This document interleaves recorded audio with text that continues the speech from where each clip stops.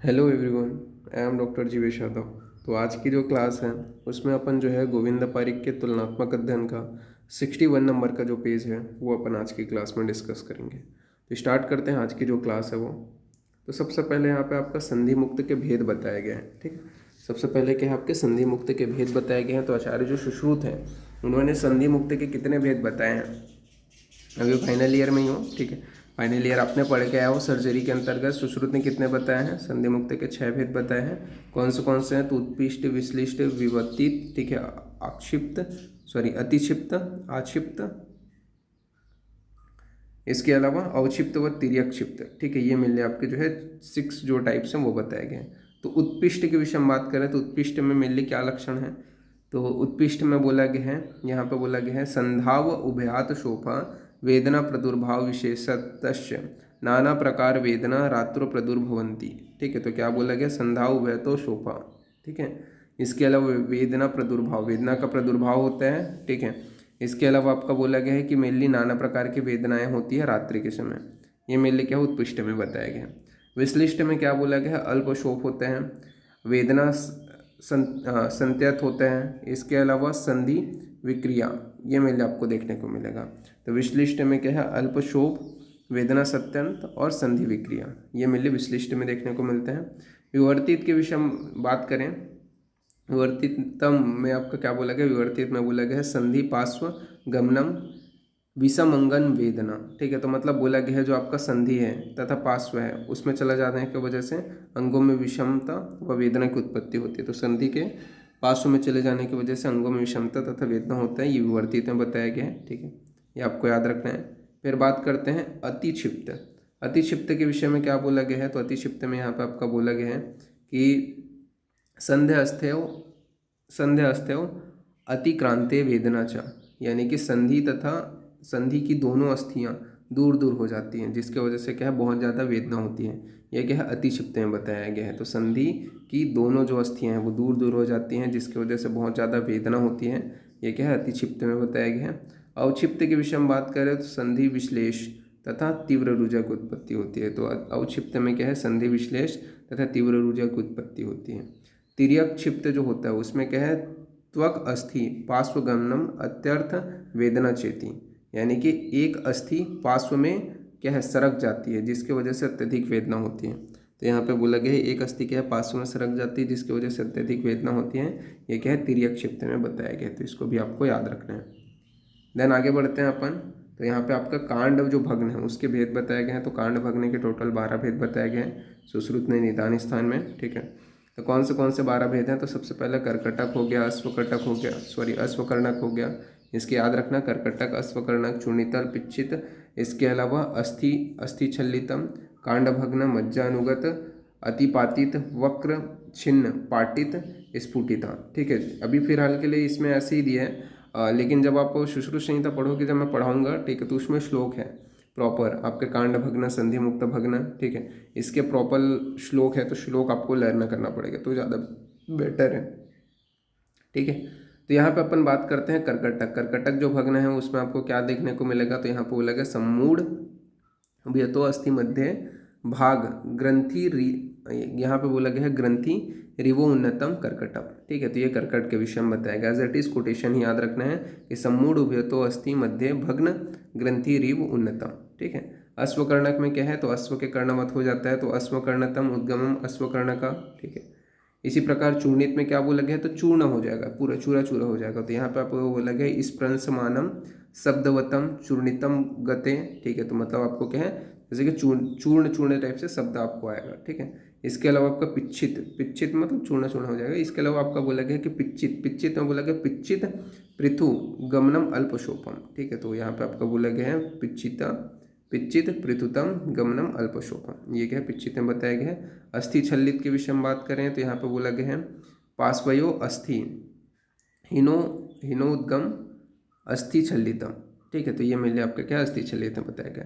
कांड भग्न के विषय में बात करें तो वेल्यते प्रकंपन मानम कांड भग्नम। ठीक है, तो वेल्यते प्रकंपमानम कांड भग्नम, ये मिले क्या है कांड भग्न में बताएगा। तो ये चीज़ आपको पूरे अच्छे से याद रखना है। ठीक है, ये सारी चीज़ें। फिर बात करते हैं मज्जानुगत के विषय में। तो मज्जानुगत में क्या बोला गया है, तो यहाँ पे बोला गया है अस्थि अवयव सॉरी अ अ मतलब अव्यवस्था अवयव अस्थि मज्जा अनुप्रविश्यति मज्जा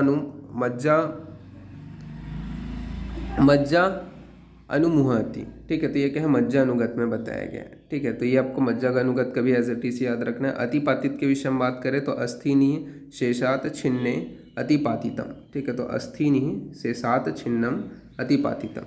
वक्र में क्या बोला गया है, तो वक्र का आपका बोला गया है अभुग्न विमुक्त अस्थि तक वक्रम। ठीक है, तो अभुग्न विमुक्त अस्थि वक्रम। छिन्नित में बोला गया है अन्यतर पार्श्वम वशिष्ठ छिन्नम। ठीक है, और पाटित में बोला गया है पाटितम अणुबाहु विदारितम वेदना च। ठीक है, स्फुटित में आपका बोला गया है सुपूर्णम मीव आध्यात विपुल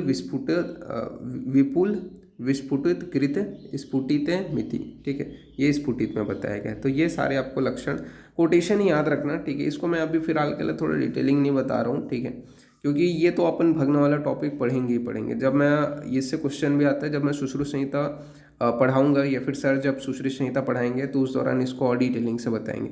अभी फिलहाल के लिए कोटेशन को लर्न कर लेना। ठीक है, जब अपन संहिता पढ़ेंगे तो बहुत सारी चीज़ें आपकी क्लियर हो जाएंगी। ठीक है, फिर बात करते हैं कृच्छ साध्य भग्न कौन से हैं। तो इसमें आपका जो है अतिपातित हो गया, चूर्णित हो गया, ठीक है, छिन्न हो गया, मज्जानुगत भग्न हो गया। ये क्या है आपके जिस उसके साथ में क्या है, ये तो होंगे ही होंगे। ठीक है, इसके साथ साथ जब क्या है श्वास रोगी, कुष्ठ, छत क्षीण, बाल वृद्ध को जब भग्न है तो वो क्या है कृच्छ साध्य होगा। मतलब देखो श्वास रोगी है, कुष्ठ है, छत क्षीण का रोगी है, बालक और वृद्ध है, इनको जब भग्न हुए हैं इस प्रकार का अतिपातित, चूर्णित, छिन्न, मज्जानुगत भग्न हुए हैं तो वो क्या है कृच्छ साध्य के अंतर्गत आएगा। यानी कि इन सिम्टम के साथ में जब ये भग्न होते हैं तो वो क्या है कृच्छ साध्य कहलाएंगे। ये आपको बोला गया। असाध्य भग्न के विषय में बात करें तो अब असाध्य भग्न में जैसे कि आपका बात कर सकते हैं तो कपाल के भिन्न भग्न हो गए। ठीक है, इसके अलावा कटी संधि में संधि मुक्त जो होता है, ठीक है, संधि मुक्ति हो गया, तथा जघन संधि के उत्पिष्ट भग्न हो गया। ये क्या है असाध्य भग्न है। तो कपाल के जो भिन्न भग्न हो गए, कटी संधि के मुक्ति हो गए, ठीक है, मतलब च्युति हो गया, और इसके अलावा जघन में जो उत्पिष्ट भग्न होता है वो क्या है असाध्य के अंतर्गत आता है। फिर बात करते हैं बंधन के समय के विषय में। तो बंधन में बोला गया है कि सौम्य ऋतु में, ठीक है, जो बैंडेजिंग करते हैं सौम्य ऋतु में मेले जो है 7-7 दिन में, ये इंपॉर्टेंट है भाई, इंपॉर्टेंट लिख लो इसको।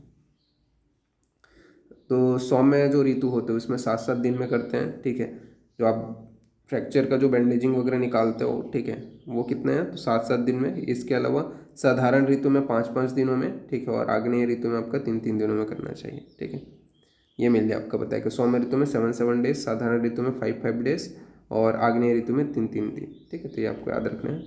फिर आगे बढ़ते हैं तो आगे आपका यहाँ पे आपका जो श्लीपद है, श्लीपद के विषय में बताया गया। श्लीपद में क्या बोला गया, तो श्लीपद में आचार्य जो सुश्रुत है उन्होंने बोला है वातज पित्तज कफज। तो वातज में उन्होंने क्या बोला है, तो वातज में बोला गया कि स्नेह स्वेदन गुल्फ संधि में 4 अंगुल ऊपर शिरावेदन कराते हैं, जिसके वजह से वातज श्लीपद में दह श्रेष्ठ बताया गया। मतलब यहाँ पे चिकित्सा श्लीपद के विषय में मेनली जो है चिकित्सा बताया गया है। ठीक है, आपका जो वातज पित्तज और कफज है, तो वातज में आपका बोला गया कि स्नेहन स्वेदन गुल्फ संधि से 4 अंगुल ऊपर शिरावेदन कराएंगे। स्नेहन स्वेदन करा करके पेशेंट को गुल्फ संधि के 4 अंगुल ऊपर शिरावेदन कराएंगे। फिर वातज श्लीपद में दह कर्म श्रेष्ठ बताया गया है। यह आचार्य सुश्रुत ने चिकित्सा में बताया है वातज श्लीपद के। पित्त श्लीपद के विषय में बात करें तो गुल्फ संधि से 4 अंगुल नीचे शिरावेदन करेंगे तथा पित्तज अर्बुद और विसर्प सम चिकित्सा करेंगे। तो क्या बोला गया, पित्तज अर्बुद व विसर्प सम चिकित्सा करेंगे और 4 अंगुल नीचे शिरावेदन करेंगे।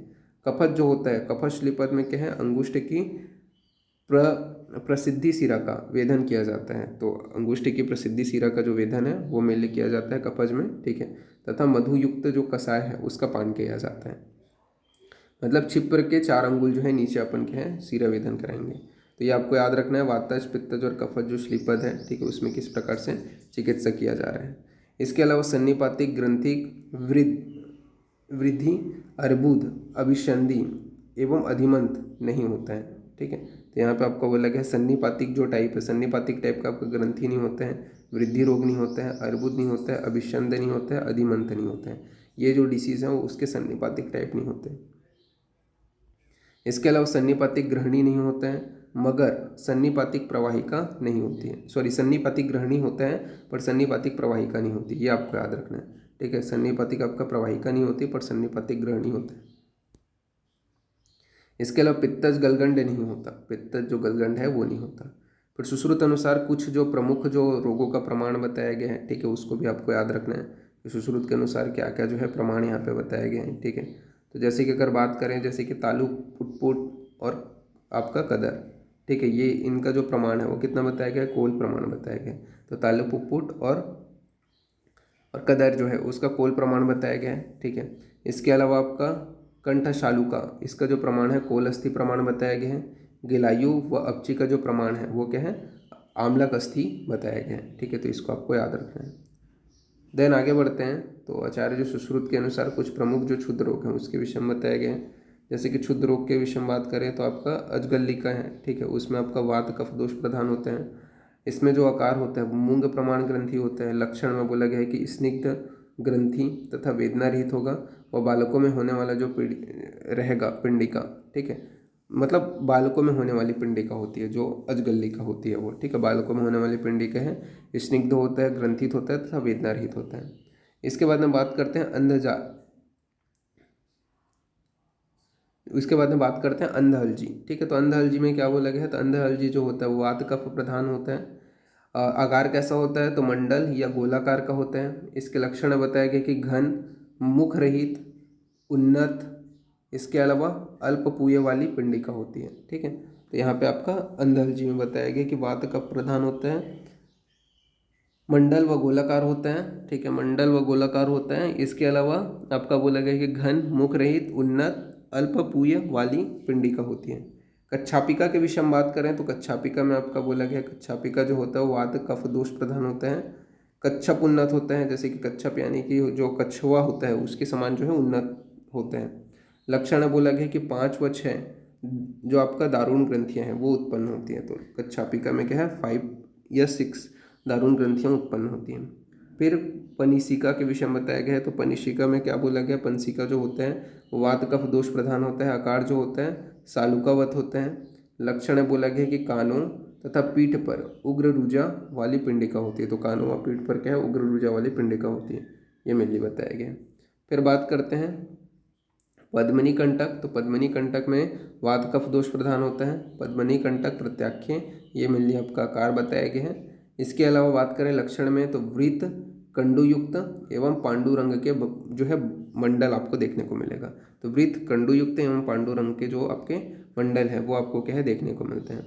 फिर मुख दूषिका के विषय में बात करते हैं। तो मुख दूषिका जो होते हैं वात कफ तथा रक्त दोष प्रधान होता है। तो मुख दूषिका क्या है, वात कफ तथा रक्त दोष प्रधान होते हैं। इसका जो आकार होता है वो सालमली कंटक प्रत्याख्य बताया गया है, ठीक है, सालमली कंटक प्रत्याख्य ये क्या है, मुख दूषिका का जो है आकार बताया गया है। बात करें लक्षण के विषय में तो कप मारुत शोणित है, जायंते पिंडिका यूने वस्त्रे सा मुख दूषिका, ठीक है। तो ये मेनली इसका श्लोक आपको याद रखना है। देन बात करते हैं विवृता के विषय में। तो विवृता में मेनली जो है आपका कौन सा दोष प्रधान होता है, तो मेनली पित्त दोष की अधिकता होती है। आकार कैसा होता है, तो पक्वोदंबर के समान दिखाई देगा। इसके लक्षण बताया गया है तो विवृता से यानी कि मुख खुले मुख वाली होगी, ठीक है। इसके अलावा महादाह युक्त होगा तथा जो परिमंडल है उस पर पिंडिकाएँ होंगी, ठीक है। तो ये विवृता में बताया गया। कक्षा के विषय में बात करें तो कक्षा जो है पित्त दोष प्रधान होता है। यवाकार का होता है, इसका कार्य यवाकार होता है। बाहु, पार्श्व, अंश तथा कक्ष में उत्पन्न होता है तथा वेदना युक्त जो है कृष्ण स्फोट होता है, ये मेनली बताया गया। फिर इंद्रवध में बात करें तो इंद्रवध जो है वात पित्त दोष प्रधान होते हैं। पद्म पुष्पवत होते हैं इसका आकार। लक्षण में मध्य में छोटी छोटी फुंसियों से व्याप्त पिंडिकाएँ होती हैं। इसी प्रकार विदारिका जो होता है वो त्रिदोष प्रधान होता है। इसका आकार जो होता है विदारी कंदवत होते हैं। और कक्ष और यहाँ पे आपका वक्षण संधि में होने वाली वृत्त एवं रक्तवर्ण की पिंडिकाएँ होती हैं, ये विदारिका में बताया गया। अग्निरोहिणी के विषय में बात करें तो ये त्रिदोषज होते हैं। आकार जो है दीप्त पावक सन्निभम, ये भी मेनली बोला गया है। तथा कक्ष प्रदेश में मांस धारण व अंतर्दह कारक स्फोट की उत्पत्ति होती है, ये लक्षण बताया गया। तो कक्ष प्रदेश में जैसे मांस का कोई धारण कर रहा है या अंतर्दह कारक जो स्फोट है उसके समान मेनली पीड़ा होती है, तो ये आपको याद रखना है, ठीक है। इसके बाद में अपन आगे बढ़ते हैं। तो यहाँ पे आपका जो है पिंडासो जो होता है, पिंडासो जो है वो गृहिणी में है, ठीक है। गृहिणी में जो है पिंडाशव का वर्णन किया गया है। इसके अलावा सिद्धार्थक जो स्नान है वो क्या है, कुष्ठ की चिकित्सा में चरक ने बोले हैं। इसके अलावा सिद्धार्थक जो अगत है उसका जो वर्णन है, उसका चरक जो है, चरक ने सर्वग्रह बाधा नाशक के लिए सिद्धार्थ अगत का जो है वर्णन किए हैं। ठीक है, इसके अलावा अपन बात करें जो आपका बहुशालक है, ठीक है, बहुसाल जो गुड़ है उसका भगंदर के विषय में सारंगधर ने वर्णन किए हैं। इसके अलावा गुणोदक जो है उसका वर्णन सुश्रुत ने वातस्वर भेद में किए हैं। इसी प्रकार गुड़ अद्रक का जो वर्णन है, ठीक है, जो गुणोदन है उसका वातस्वर भेद में किया है आचार्य सुश्रुत ने वर्णन, और गुड़ अदरक का जो वर्णन है वो आचार्य चरक ने शोथ में किए हैं। इसी प्रकार सर्पी गुड़ का जो वर्णन है वो किस में किया है, तो मिल्ली चरक ने छत्छीण में किए हैं। गुल्म के विषय में चरक ने मिल्ली दंत हरितिकी का वर्णन किया है। शोथ में मिल्ली चरक ने क्या है, कंस हरितिकी का वर्णन किया है। और आपका अर्स में मिल्ली आचार्य चरक ने गुड़ हरितिकी का वर्णन किया है।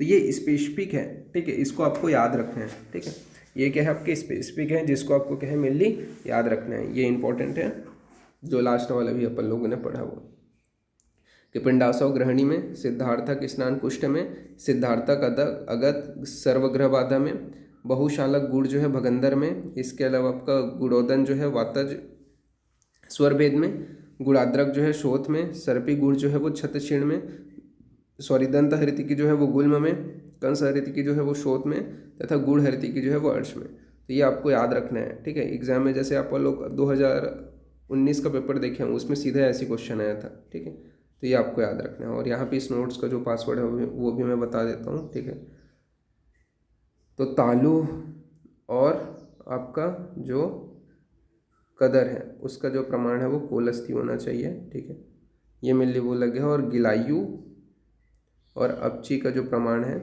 वो आम्लक होना चाहिए। ठीक है, तो ये मिल आपका पासवर्ड है TKK, ठीक है, GAA। ठीक है, तो ये आपको याद रखना है। तो आज की जो क्लास है वो यहीं पे फिनिश करते हैं। नेक्स्ट क्लास में इसके आगे अपन देखेंगे। Okay, thank you class.